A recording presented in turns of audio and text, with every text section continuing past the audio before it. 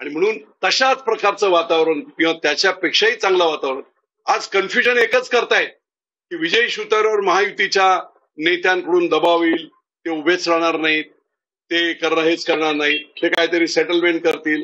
आजच्या माध्यमातून आपण सर्वांच्या माध्यमातून with due respect to my all honourable leaders, सगळ्या माझ्या मुख्यमंत्र्यांपासून देवेंद्र फडणवीसांपासून राज्यातल्या सर्व नेत्यांना हात जोडून मी विनम्रपणे सांगतो की लढाई मला लढू द्या. ही धर्माची लढाई आहे. राजकारणाचं स्वच्छताकरण करायचं असेल तर निश्चितपणे आपल्याला हे करावं लागेल. एका राक्षसाला थांबवण्यासाठी दुसरा राक्षस मोठा केला तर अडचण होईल. आणि म्हणून मला एकाने काल एक सांगितलं, ते शेवटचं वाक्य मी सांगतो. प्रचंड ग्रामीण भागात टेररिझम यांनी केलेला आहे, दहशतवाद केलेला आहे, अनेकांना दुखावलेला आहे. हा विंचू आहे ना, विंचू अनेकांना डसलाय, पण आता तो महादेवाच्या पिंडीवर जाऊन बसलाय मोदी साहेबांच्या इथे. अडचण अशी झाली आहे, चप्पल मारावी तर महादेवाला सुद्धा लागते आणि विंचालाही मारता येत नाही. ही भावना लोकांची आहे. आणि म्हणून फक्त एक नव्हे, विंचूरूपी फक्त एक अजित पवार नव्हे, या दोन्ही शक्तींचा बिमोड आपल्याला करायला पाहिजे अशी माझी प्रामाणिक मत आहे. मी माझं सर्वस्व अर्पण करून या लढाईत उतरलोय. माझ्या कुठच्याही वैयक्तिक भावना नाहीत. मी आजच जाहीर करतो संपूर्ण महाराष्ट्राच्या समोर, निवडून आल्यानंतर काल तिथे मी देवळात सुद्धा सांगितले, विजय शिवतारे फकीर म्हणून संपूर्ण आयुष्य महाराष्ट्रासाठी आणि राज्यासाठी आणि देशासाठी समर्पित करेल. वैयक्तिक मी काहीही काम करणार नाही. लोकांच्या जीवनामध्ये चांगले दिवस आणण्यासाठी जो बाजार झालाय राजकारणाचा, या बाजाराला सुद्धा कुठेतरी आटोक्यात आणण्यासाठी चांगली माणसं उभी राहावीत, त्यांच्या पाठी उभं राहावं, याचं कर्तव्य मी माझ्या पुढच्या काळात करेल.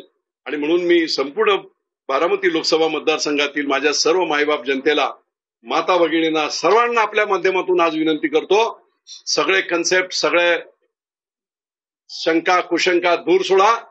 विजय शिवतारे आपल्यासाठी, माझ्यासाठी नव्हे, जनसामान्यांसाठी उभा राहतोय. त्या जनसामान्यांच्या लढाईमध्ये आपण सर्वांनी साथ द्यावी हीच विनंती. धन्यवाद. कोंडी झाले असं म्हणायचं, महायुतीमध्ये अजित पवार गट आल्यामुळे कोंडी झाले असं वाटतं. मी एवढा मोठा नाही त्याच्यावर वक्तव्य करत. जर अजित पवार कुठून गेले नसते तरी तुम्ही निवडणूक लढला असता का लोकसभेची? अहो, मी 2014 साली प्रयत्न केला, सगळ्यांना माहिती आहे. त्याच वेळेस मी रडून 2019 साली सुद्धा प्रयत्न केला, पण शिवसेनेकडे ती जागा नव्हती. हा प्रयत्न मी आज नाही करत आहे, लक्षात घ्या.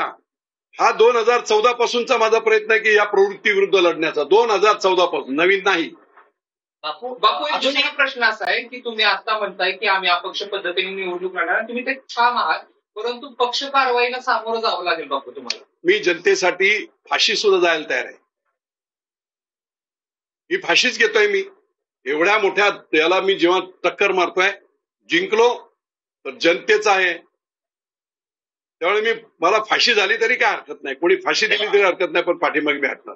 बापू, अजून हे विजय बापू शिवसेनेत आहेत का आत्ताच्या या क्षणाला? कारण अपक्ष मी शिवसैनिक आहे, बाळासाहेबांच्या विचारांचा शिवसैनिक आहे.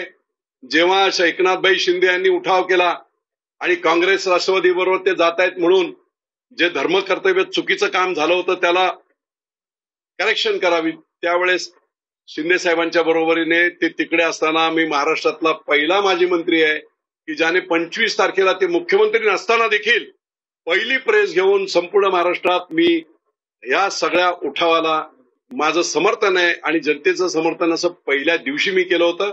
मी शिवसैनिक आहे. मी माझे नेते म्हणून एकनाथभाई शिंदे यांना परमोच्च आदराने त्यांना हे करतो. मतभेद असू शकतात एखाद्या विषयावर, पण मनभेद आमचे कधीच होणार नाहीत. आणि त्यामुळे पुढच्या काळात आपल्याला दिसेल, जिंकल्यावर तर सगळेच जण आहेत, जिंकल्यावर काय अडचण नाही, मी जिंकणार आणि जिंकणार.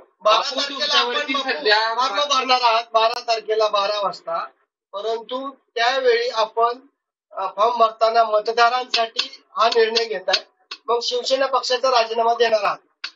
सोडा हो, ते हे प्रश्न आहे, हे शिल्लक प्रश्न विचारून. कसं झालेलं आहे की आज मुख्यमंत्री काही ऍक्शन माझ्यावर घेऊ शकतात, पण त्यांनाही माहित आहे माझा हेतू काय. माझा हेतू सगळ्यांना पटलेला आहे. अडचण काय होते जे मी तुम्हाला सांगतो तेच, ती महादेवाच्या पिंडी. त्यामुळे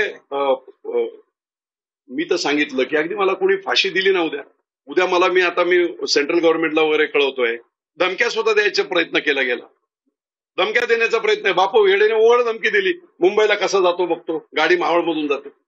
त्यामुळे माझ्या जीवाशी सुद्धा काही खेळ होऊ शकतो. अनेक उदाहरणं अशी झाली आहेत. सोलापूरला मला वाटते सिद्धराम आप्पा मेत्रे आणि ही लढाई जेव्हा सुरू होती त्याच्यात गोळीबार झाला. मला भीती आहे. भीती म्हणजे मी भीत नाही, पण काही मोठे गुंड सुद्धा वेगळ्या पद्धतीने गोड पद्धतीने मला संपर्कात येऊन बापू जरा विचार करा काय. मोठे गुंड, आता गुंड मला कशाला बोललं, योग्य वेळेस त्याची सगळी माहिती जी आहे ती मी देईल. माझ्या कार्यकर्त्यांना सुद्धा धमक्या दिल्या गेल्या. प्रख्यात महाराष्ट्रातले जे गुंड आहेत मुंबई वगैरे अशा लोकांनी काही प्रमुख लोकांना फोन करून बाबा हे करू नका, असं करू नका. जेव्हा त्यांनी अगदी ठाम सांगितलं की नाही आम्ही बापूंच्या आहोत, काही झालं तरी हरकत नाही, मरायला आम्ही तयार आहोत, पण आम्ही हटणार नाही, त्यावेळेस त्यांनी आज सांगितलं बा ठीक आहे तुमचं तुम्ही करा. गुंड कोणी पाठवते आणि तुम्हाला बापू वेगळे कुणाचा आहे? दोन प्रश्न जोडून विचार. बापू वेगळे कुणाचा आहे?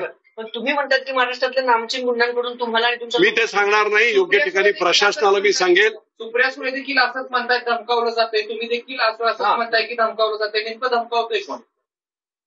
आता बारामतीमध्ये युगेंद्र पवारांना थांबवायला विजय शिवतारे नव्हता. युगेंद्र पवारांना थांबवायला जे काही लोक गेले होते ते कोण होते, कशाला पाहिजे, सगळ्यांना माहिती आहे. ते आता ते माझ्या तोंडातून कशाला वधवून घेत. बापू दुसरीकडे सध्या परिस्थितीमध्ये तुम्ही अपक्षता झेंडा आहे तो फडकवलेला आहे, तुम्ही ठाम आहात, परंतु महायुतीकडून तुमचे माघार घ्यावी अशी जी आहे ती भूमिका सातत्याने मांडली. त्याने त्यांना काय सांगू इच्छिता? काल तुम्ही मी आता सांगितलं, मी आता एक मिनिटापूर्वी सांगितलं, तुमचं उत्तर मी अगोदरच दिलेलं आहे. महाराष्ट्रातल्या माझ्या सगळ्या महायुतीच्या महानुभव अतिशय मोठ्या नेत्यांना हात जोडून माझी विनंती आहे, माझ्यावर राग धरू नका. ही धर्माची लढाई तुम्हालाही पटतंय, पण महायुती धर्म करून मी ते परत सांगितलं की ही जी ग्रामीण भागात असलेली दहशतशाही मोडली पाहिजे, झोंडूशाही मोडली पाहिजे, घराणीशाही मोडली पाहिजे. आदरणीय पंतप्रधान बोलतायत, मी काय करतोय वेगळा. म्हणून त्या सर्व नेत्यांना माझी हात जोडून विनंती आहे, मला आशीर्वाद द्यावा.